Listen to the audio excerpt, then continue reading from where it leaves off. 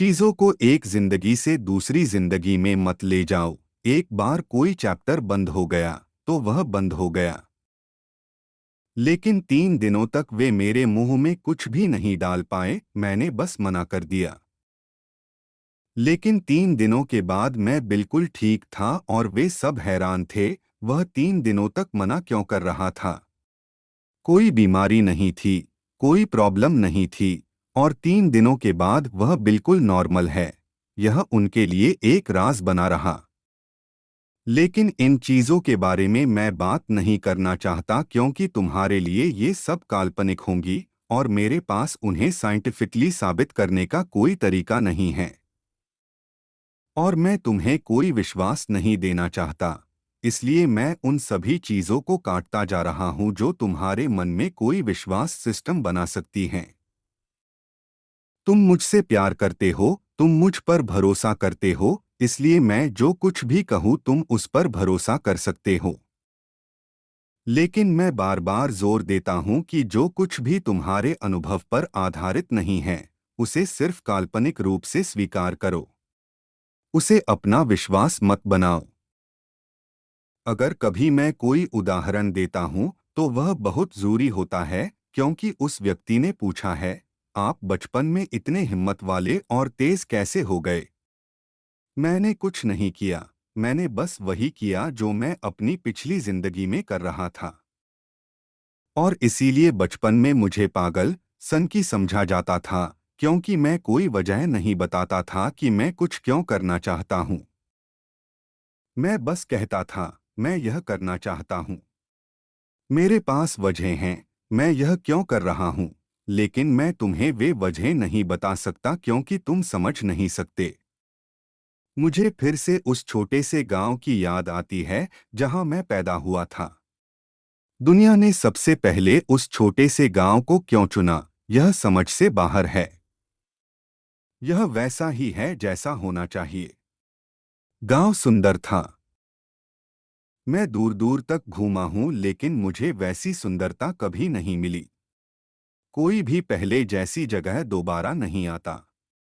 चीजें आती जाती रहती हैं, लेकिन यह कभी वैसा नहीं रहता। मैं उस शांत छोटे से गांव को देख सकता हूं। तालाब के पास बस कुछ झोपड़ियां और कुछ ऊंचे पेड़ जहां मैं खेला करता था। गांव में कोई स्कूल नहीं था। यह बहुत जरूरी है क्योंकि मैं लगभग 9 साल तक बिना पढ़ा लिखा रहा और वे सबसे जरूरी साल होते हैं। उसके बाद अगर आप कोशिश भी करें तो आप पढ़े लिखे नहीं हो सकते। तो एक तरह से मैं अभी भी बिना पढ़ा लिखा हूं, हालांकि मेरे पास कई डिग्रियां हैं। कोई भी बिना पढ़ा लिखा आदमी यह कर सकता था। और कोई डिग्री नहीं, बल्कि फर्स्ट क्लास मास्टर डिग्री, वह भी कोई बेवकूफ कर सकता है। हर साल इतने सारे बेवकूफ यह करते हैं कि इसका कोई मतलब नहीं रह जाता। जरूरी बात यह है कि अपने शुरुआती सालों में मैं बिना पढ़े लिखे रहा। वहाँ कोई स्कूल नहीं था, कोई सड़क नहीं थी, कोई रेलवे नहीं थी, कोई पोस्ट ऑफिस नहीं था। क्या ही अच्छा था। वह छोटा सा गांव अपने आप में एक दुनिया था। उस गांव से दूर रहने के दौरान भी मैं उसी दुनिया में बिना पढ़ा लिखा रहा।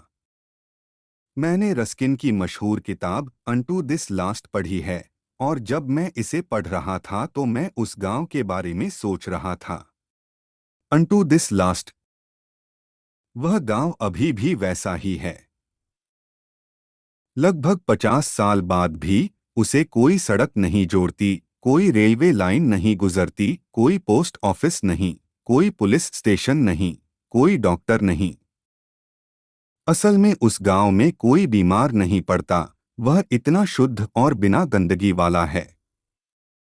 मैं उस गांव में ऐसे लोगों को जानता हूं जिन्होंने कभी रेलवे ट्रेन नहीं देखी, जो सोचते हैं कि यह कैसी दिखती है, जिन्होंने बस या कार भी नहीं देखी। वे कभी गांव से बाहर नहीं गए। वे बहुत खुशी और शांति से रहते हैं। मेरी जन्मभूमि कुचवाड़ा एक ऐसा गांव था जहां कोई रेलवे लाइन नहीं थी और कोई पोस्ट ऑफिस नहीं था।